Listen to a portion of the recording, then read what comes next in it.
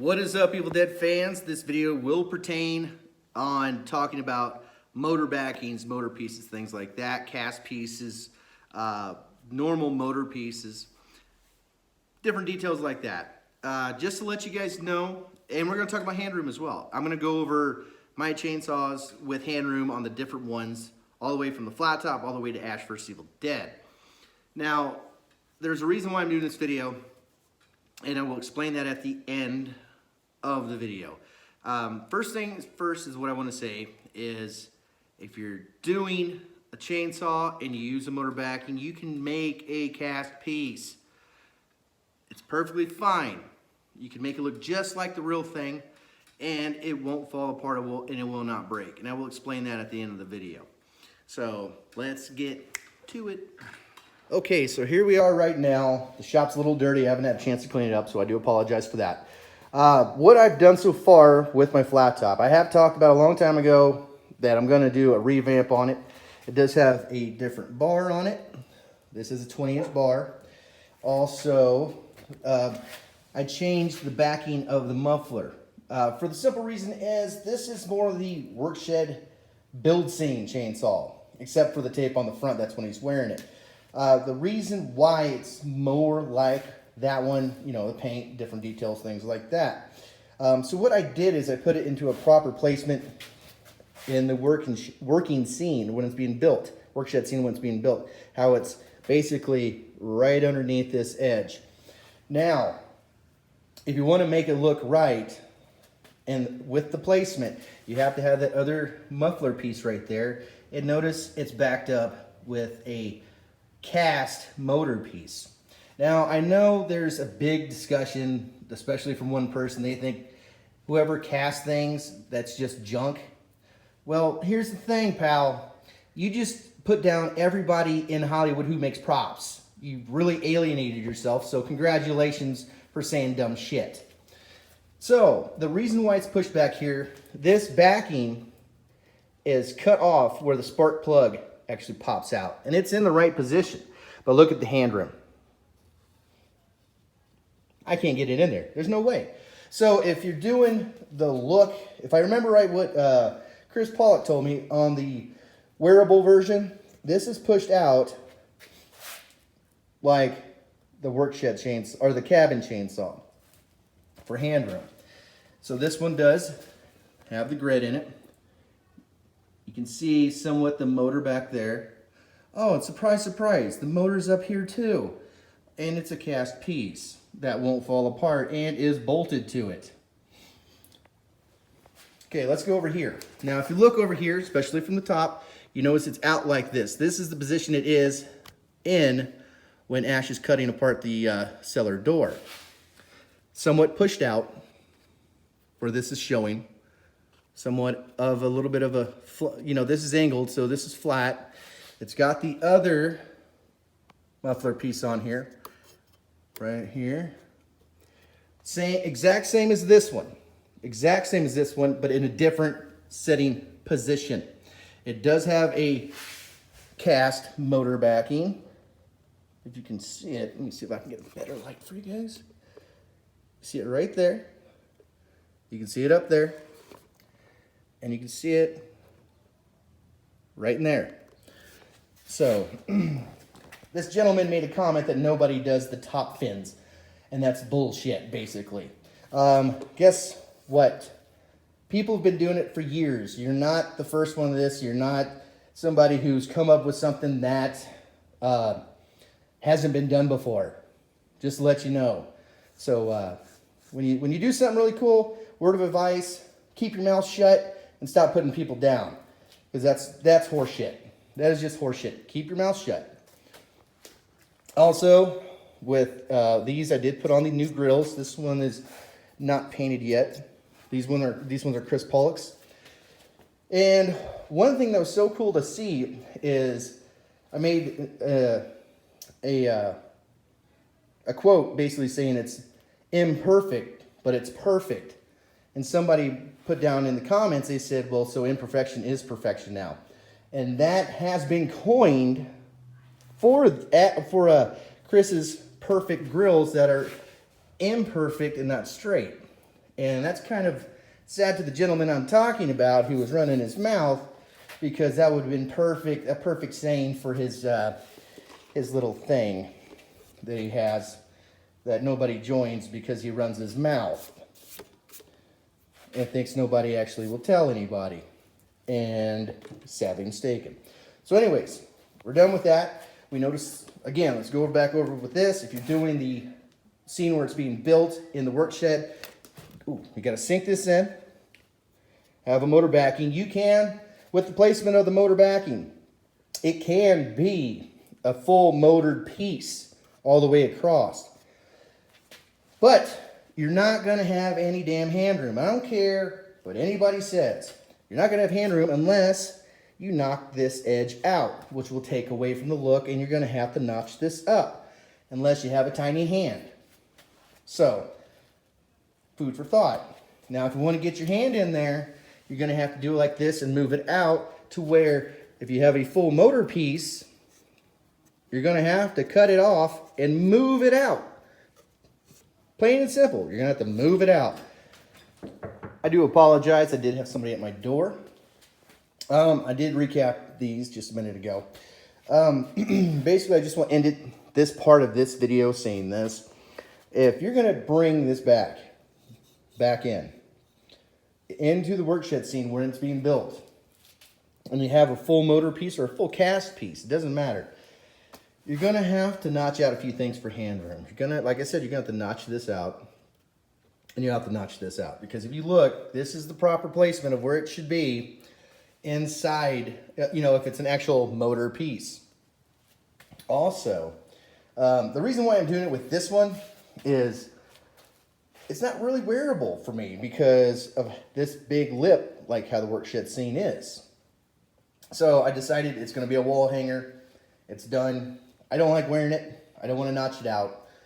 So it'll just be a wall hanger. That's why I decided to do with this one. I don't like wearing it. It looks good. I like the new bar. It turned out very nice. But since this one does have plenty of hand room, since it is properly pushed out, which if you're doing a full piece, you can't have a full piece because this backside has to be pushed out this way. And in general, you really don't see the motor on that specific chainsaw. It's mostly just a backing piece. If you look real closely, especially when Henrietta is getting stabbed in the back with a chainsaw by Ash, you will notice that this muffler is pushed out. It's all cattywampus pushed out, and it's a little backing, and here to here, from here down to here, there's some kind of bracket, or from here to here. Somewhere in this region, there's a bracket. So let's get down to the Army of Darkness. Okay, so here's the Army of Darkness chainsaw. It does have a few modifications. It's got Chris's grill on there. Looks great. I've put some grit in different spots here and there. Did some proper painting that I didn't do before, like painted that bolt head, that one down here as well. Now, one thing you want to remember is if you especially look at the scene when Ash is catching it with his nub, underneath here there is no backing. None at all. That's open. And actually underneath here, there is no motor piece. No motor piece backing. But this one does. It is a two-piecer. The reason why it's two pieces is because the inserted cuff. Now, if you have that motor piece all the way through, down throughout here, this is going to be in your way. You're going to have to cut that short, which you can. But at the same time, you may have somewhat of a gap. But this one does have the cast motor piece, which if you do a cast, that's fine. Are you going to have it on top? No, you're not. You will not have it on top because the block is there for a reason.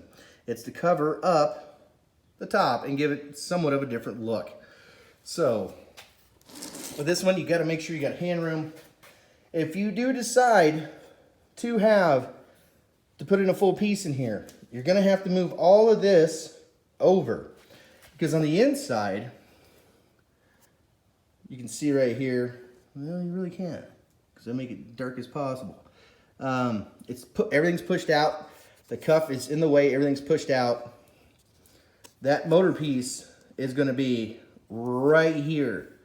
So you're going to have to notch this out or somehow wiggle your hand in there. So that is why that chainsaw did not have that. backing for that chainsaw. There's more for hand room. One more thing I'm going to say about the Army of Darkness chainsaw that I didn't say just a minute ago. The reason why I put backings in there is because I don't like gaps. I don't like people to see your hand. So that's why it's like that. Basically with the Ash vs. Evil Dead, same concept. You don't have to have the full motor piece. You can. I know things were changed on the chainsaws for the series for hand room. So same concept. Your motor piece would be right here. So it would be right inside of here. So you'd still have to come over this way, or you got to notch this out, in which this one is notched out a little bit on this side to make it more accurate on placement. Same thing with the block. This one does have a molded motor piece down there as well. And this is an actual front motor piece. This is the real piece. So it's an actual motor piece from here to here. This is all real motor. A molded back, well actually it's not molded, but it's a backing piece with the molded fins. So it's a molded piece, and then it's cut off and then attached onto that backing to give that motor look. But it's all about hand room and look. If you remember what I just said about my flat top on hand room, I'd rather have the look of the work shed scene when it's being built rather than have it wearable for me. It's not my favorite chainsaw, so I'm not heartbroken about it. So let's do a little recap of all of this. All right, guys, so let's recap. So we had, I showed you guys all the different chainsaws, all the different hand room, things like that. Now let me just go over why I made this video. Now there's an individual out there who, I'll just go by real time on this. So I got sent a photo of something, and what it was a motor piece. Let me straighten this out. A motor piece that was a complete motor piece all the way across. Looked fantastic. And for a while, me and Triple X Gotham Triple X were maybe considering bringing this guy back into the Knights of Samaria. Because he's been doing good. He's been doing some really nice stuff. And after seeing that, I was actually going to make a video on telling people to come go look at it. Minutes later, this guy made a video on his site, and it got sent to me, slamming people who make cast pieces. The reason why people slam people who make cast pieces is because they don't know what the fuck they're doing. And they have, they make them out of whatever else that shouldn't be made out of that. Basically, stuff that's not for molds. And so that video got sent around all over the place. And some people who have talked to him, they straight up said, oh, well, he's dead to me now. And he really alienated himself with everybody who's ever built anything for movies, TV shows, any prop builder out there. It's a slam, not just to me. It was a slam to me, Al Biardi, Kurt Eubank, sorry, Kurt, Adamia Creations. It was a slam against Rob from the Book of the Dead. It was a slam against Chris Pollock as well. He really alienated himself with that. And I don't understand why in the hell he does something really good and just burns it to the ground with his mouth running, just does that crap. I don't get it. The only suggestion I'm going to say to this guy, I'm not going to name his name, is when you do something good, let it work in your benefit. And shut your fucking mouth, because that's where you get yourself in trouble. I'm not saying apologize or anything. I mean, you have your opinion on things. But gosh damn, if you want to be in a community of builders, shut the fuck up and take advice from people. Take compliments from people. They will appreciate that. Don't just all of a sudden, I'm better than everybody else. Because dude, what you've done has already been done. It's been done. People have made full motor pieces. People have done cast pieces. There's not a dick's worth of difference in the world between the two, other than one's metal, one may be a resin copy, one might be a 3D printed copy, another one might be made out of an aluminum powder. or pewter, something like that. Not a damn worth a dick's difference in the world. It just pisses me off to see that. And as far as him possibly getting the KOS, now that door has been slammed permanently shut. At the moment, permanently shut. You know, unless he changes his ways. He was doing great. And then all of a sudden just... And see, most people just will write them off and they're done. Once they hear that crap, they just write them off, they're done. Right? I don't lay down like a little bitch when it comes to that stuff. I will face shit face forward. If I'm in the wrong, I'll admit when I'm in the wrong. But if I'm in the right, oh, you better watch your ass. I will prove tooth and nail that I'm right and what you've done is wrong. So I just want to throw that out there. But that's the reason behind this video, is because of those posts. It doesn't matter, in my opinion, whether you want to cut up a motor, that's fine. Or if you want to make a copy of it, that's fine as well. It just depends on your hand room, the look, and also at certain points, weight differential. When you cut up the motor, it's really not that big of a deal on weight. So that's not a biggie thing. It just depends on different things. Reason why I made the lightweight chainsaw bars, so people could wear them around and not have to be like, gosh damn, this is heavy. And those things look perfect. They look exactly like the real thing.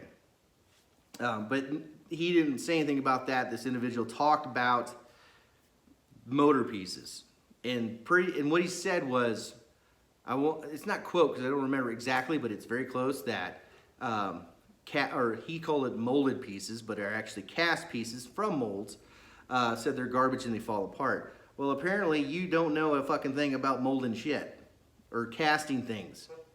You don't know a damn thing about it.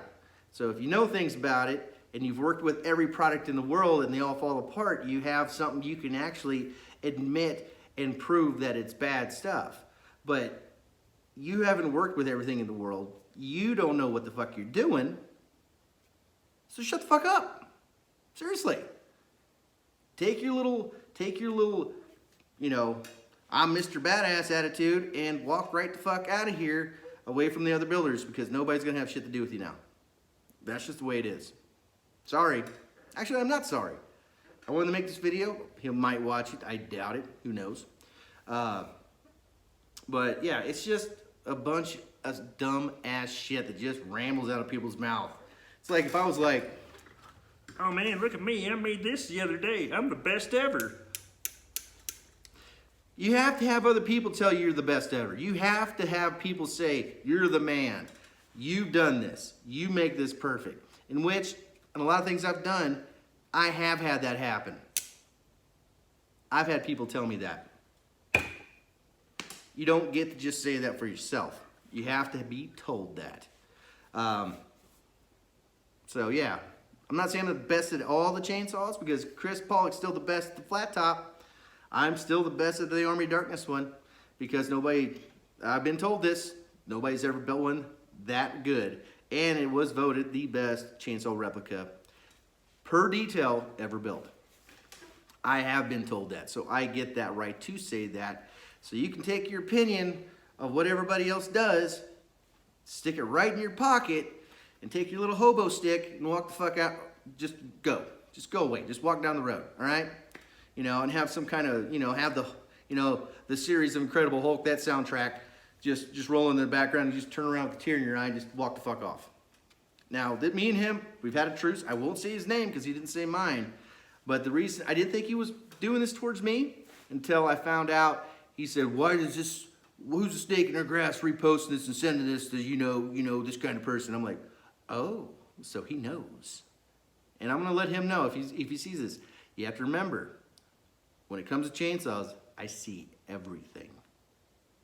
You got to remember that. So, but if he ever brings me up by name, then it's back on like Donkey Kong. So I suggest, let your work speak for yourself. This is directed towards him. Let your work speak for itself and what you can do, instead of your mouth rambling off dumb shit. Take the dumb shit, stick it in your pocket, and go, I'm gonna keep you right there because we don't need you right now. So that's what I suggest. But I hope this video helped you guys out. Sorry, I got a little hot there, but I definitely want to defend people who make cast and make molds. And and the reason why I went over the hand room on the lightweight one is he did say there's plenty of hand room. Oh, dude, if I smell bullshit, I see bullshit, it's fucking bullshit. So I walk around it and go away and don't even look back because I've been there, I've done it, I know how it is. So, you gotta remember, if you see a chainsaw you like, it's gotta be a 360 view of it. Everything's gotta be perfect. It can't be just boom, boom, or just one picture on one side. Because I've seen that. So, until next time, guys, I got a shout out on my next video to a new good friend of mine. And I will mention him. I didn't want to say his name on this video so you guys didn't get it confused with what I'm talking about now. This individual I'm talking about now. And he's a really this guy that I met, new friend of mine, super nice guy, and I will mention him in my next video. So stay tuned, and a lot of new cool stuff coming up as well. So until next time, you guys, stay groovy.